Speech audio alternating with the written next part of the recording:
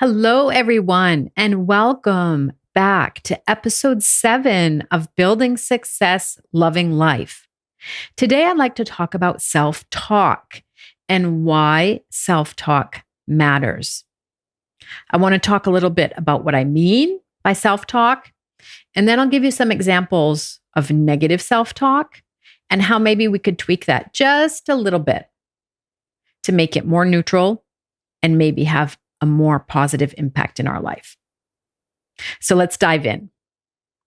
So, what I mean by self talk, firstly, it's that little voice in your head that's feeding you stories about yourself. It's the stories that we think are true because our brains have been feeding them to us forever, but they're actually just thoughts, and we can notice them and eventually change them. So just want to start off with some examples because the self-talk, it influences how we feel. It ultimately influences the actions that we take, how we show up, and the results that we get in life. So let me just start with a very, I would say, basic example that I hope everyone can relate to. The first one is, I'm not good at doing something. Fill in the blank. So I'm not good at cooking. I'm not good at running. I'm not good at decorating. That was actually my case. I told myself for years that I wasn't good when it came to interior decorating, when it came to choosing colors, maybe choosing furniture, anything interior design related. I told myself I'm not good at. And when I told myself that, that made me feel very inadequate and very defeated. Because I felt that way, I actually didn't take a lot of action to make the interior better or to do home improvement. So that defeated feeling left me stuck and not taking action.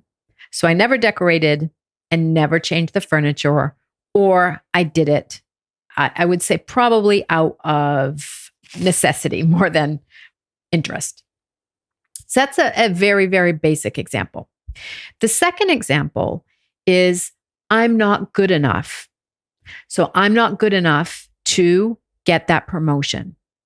I'm not good enough to have a different kind of relationship. I'm not good enough to get into that school. All of those thoughts, that self-talk that our brain is feeding us, those types of thoughts make us feel unworthy. And when we feel unworthy, we don't even try to go after the promotion. We don't try to, get into that university. And we stay stuck in a dead-end relationship. So the end result is that we've sealed our fate in advance. The third example that so many people tell themselves is that I'm so busy. It's like a badge of honor these days. It's so wonderful to be busy. But when we're telling ourselves that, I'm so busy, that creates a feeling of overwhelm. And it's one of the things that so many women suffer from is overwhelm. And when they're feeling that, I see women procrastinating. They're not trying new things. They complain, they ruminate, and in the end, they stay stuck. So that self-talk of I'm so busy, it actually keeps us in place and prevents us from moving forward. There are ways that you can tweak your story or even rewrite your story. So the first thing comes with self-awareness.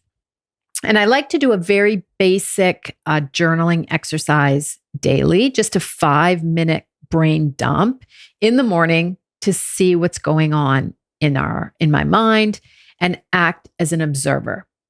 There's no judgment. I just like to see what kind of thoughts that day my brain is giving me.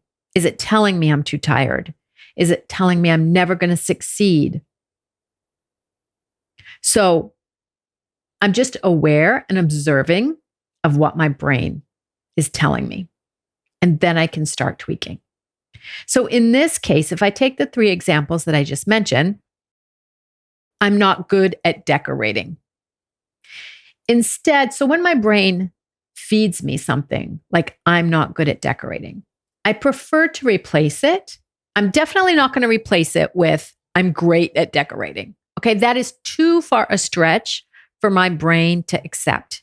However, I can start replacing it with thoughts like, well, I'm learning to. So I'm learning to decorate. Or this would be fun if I learned how to decorate. So instead of feeling defeated when I'm telling myself I'm not good enough, I'm actually feeling much more empowered when I tell myself I'm learning. I'm learning to decorate. I'm learning to cook. The feeling is so much more empowering. Or this could be fun. That generates more a feeling of curiosity, but definitely not the feeling of defeat. The second example that I used was I'm not good enough. So when my brain starts feeding me those thoughts, I prefer to replace it with I'm perfect just the way I am, even with all of my flaws. Or I am worthy. Because that unworthiness is the worst feeling in the world. So when we don't feel good enough and we're not trying anything, I'm just trying to tweak it so that I can love and accept myself just how I am. So I'm perfect with all of my strengths and weaknesses or with all of my flaws. It's such a much more empowering thought that I would prefer to practice. The third one is I'm too busy. Now, when people tell themselves that I'm too busy and they end up feeling overwhelmed and staying stuck, I prefer to tell myself I have enough time to accomplish what I want to accomplish. That makes me feel so much calmer rather than piling on either the guilt or even more stress to the feeling of overwhelm. Things will get done when they get done. It's okay that I don't finish everything today. It'll still be there tomorrow. Those types of thoughts are so much more calming than telling myself I'm so busy. This is exactly what we do in coaching. These are the kinds of thoughts that we're going to look in our brains, and we're going to start tweaking them to thoughts that make us feel better, that are much more empowering, and that are going to lead us towards our goals rather than keeping us stuck, rather than beating us down, rather than telling us what a crappy job we're doing. We're looking for thoughts that are much more encouraging, loving, accepting, calming. Those are the types of thoughts that are going to keep us moving forward. So I would encourage you this week to try journaling 5 minutes in the morning. See what your brain is feeding you. See if you like those thoughts. See if you like how those thoughts make you feel.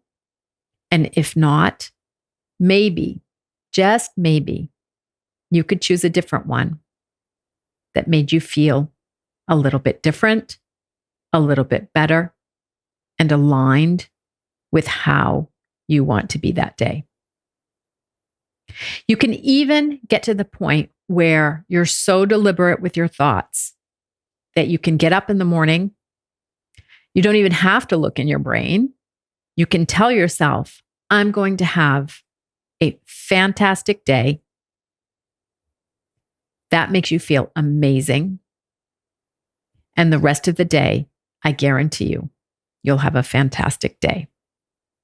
Wishing you all a fantastic week. Speak soon. Bye.